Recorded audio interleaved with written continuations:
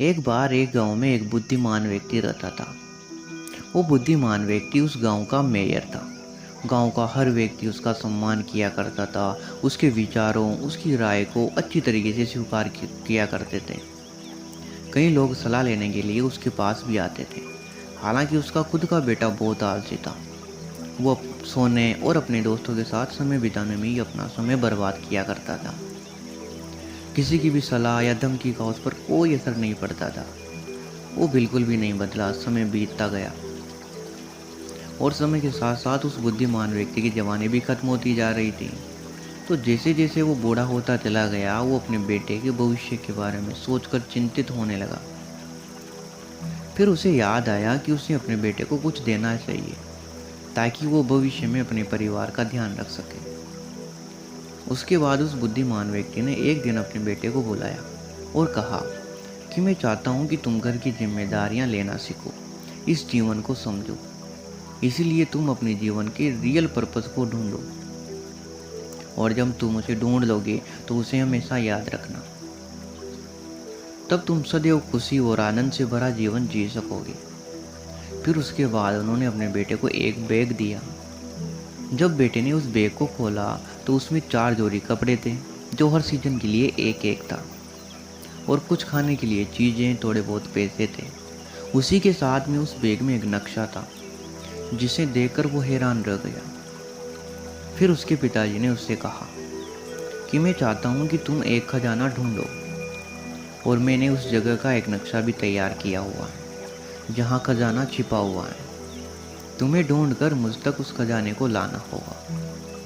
उसके बेटे को यह विचार बहुत पसंद आया और उसने सोचा कि उसके पिताजी के पास उसके लिए एक अच्छा आइडिया है।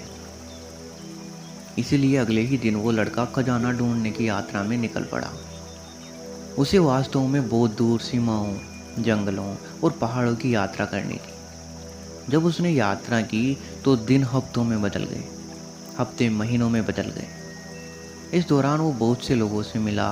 कुछ लोगों से उसे खाने में मदद मिली तो कुछ से आश्रय। वो उन लुटेरों से भी मिला जिन्होंने उसे लूटने की कोशिश भी की, और जो लोग उसे धोखा देने का प्रयास करते थे। उसे अपनी यात्रा में उनसे ह्यूमैनिटी का सबसे अच्छा और सबसे बुरा अनुभव हुआ। धीरे धीरे मौसम बदल गया। जब मौसम खराब हुआ तो वो उस दिन रुक गया और मौसम साफ होने पर अपनी यात्रा को फिर से शुरू किया। आखिरकार 12 महीनों की यात्रा करने के बाद वो अपने उस डेस्टिनेशन पर पहुंच गया, और एक पहाड़ की चोटी थी। वहां पर एक पेड़ था जहां पर उसको जाना था। नक्शे में ये दिखाया गया था कि खजाना एक सुनहरे रंग के पेड़ के नीचे है। जब उसे वो पेड़ दिख गया तो उसने उस पेड़ के नीचे खोदना शुरू किया। अगले 2 दिन खोदने के बाद भी उसे वहां पर कुछ नहीं मिला। तीसरे दिन वो इतना थक गया कि उससे निराश होकर उस जगह को छोड़ने का फैसला किया और अपने घर वापस लौटने का मन बना लिया।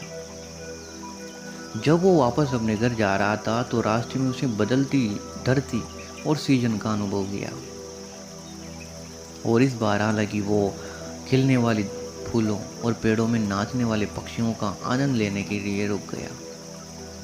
उसके साथ ही उसने केवल सूर्यास्त देखने के लिए ही अलग अलग जगहों पर वो रुक गया। उसे पहाड़ों की चोटी पर पहुंचने के लिए 12 महीनों का समय लग गया था।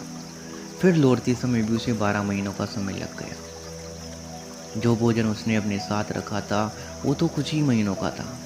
अब उसे अपने खाने पीने, रहने की व्यवस्था करना सीख लिया था उसने। उसके साथ ही उसने जंगली जानवरों से खुद की रक्षा करना भी सीख लिया था। उसने ये भी सीखा, घर लौटते वक्त वो उन लोगों से मिला जिन्होंने उसे पहले मदद की थी, और इस बार वो उनके साथ कुछ दिन भी रहा। अंत में जब वो लड़का अपने घर पहुंचा तब उसे यह एहसास हुआ कि उसे घर से गए 2 साल हो गए हैं।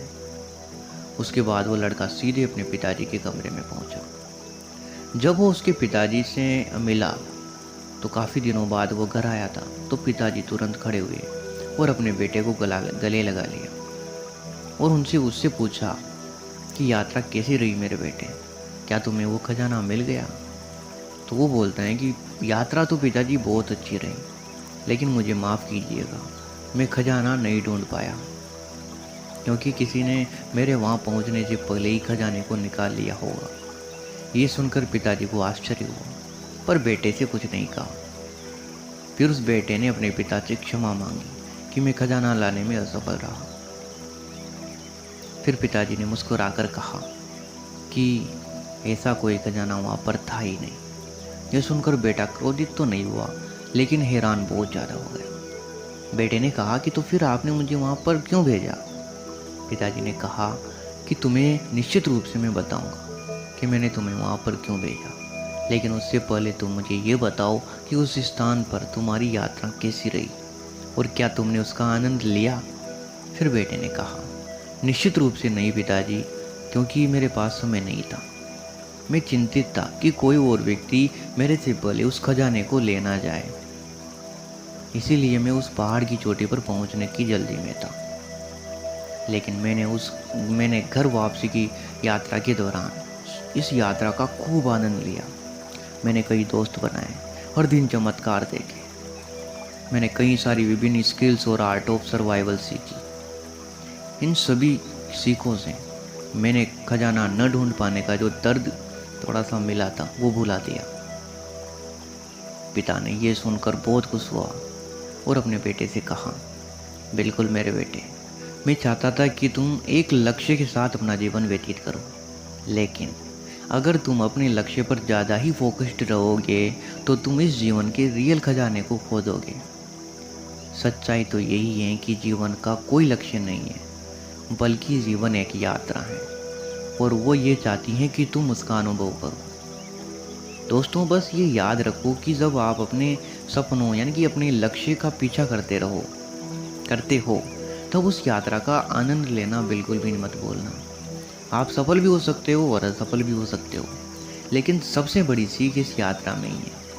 हर दिन अच्छा होना, हर दिन दूसरों की मदद करना, हर दिन खुश रहना, यही जीवन का असली लक्ष्य होना चाहिए और कुछ मायने नहीं रखता। यही सीख हमें इस कहानी से मिलती है। उम्मीद है दोस्तों आज का वीडियो आपको पसंद आया होगा। और कहा भी गया है ना कि ये गाना आपने सुना होगा कि प्यार मुझे मंजिल से नहीं इस यात्रा से, इस सफ़र से है मेरे यार, ऐसा कुछ गाना था। तो उसी पर बेस्ड एक तरीके से ये कहानी हो सकती है। तो हमें एक मंजिल डिसाइड करनी चाहिए, लेकिन उसी के साथ हमें उसके मिलने का या ना मिलने का दुख नहीं होना चाहिए। और असली मज़ा उस मंजिल को पाने में नहीं, बल्कि उस सफ़र को तय करने में होता है। आपने ये काफ़ी बार अनुभव भी किया होगा, जब हम कहीं पर घूमने जाते हैं तो जहाँ पर हम जाते हैं वहाँ पर इतनी खुशी नहीं मिलती जितनी उस सफ़र के दौरान हमें मिलती है। तो वही जीवन में हमें उतारना चाहिए। सफ़र का आनंद लेते हुए अपने लक्ष्य की तरफ आगे बढ़ना चाहिए। अब वापस एक नई वीडियो के साथ मिलेंगे कल सुबह 6 बजे। तब तक के लिए धन्यवाद।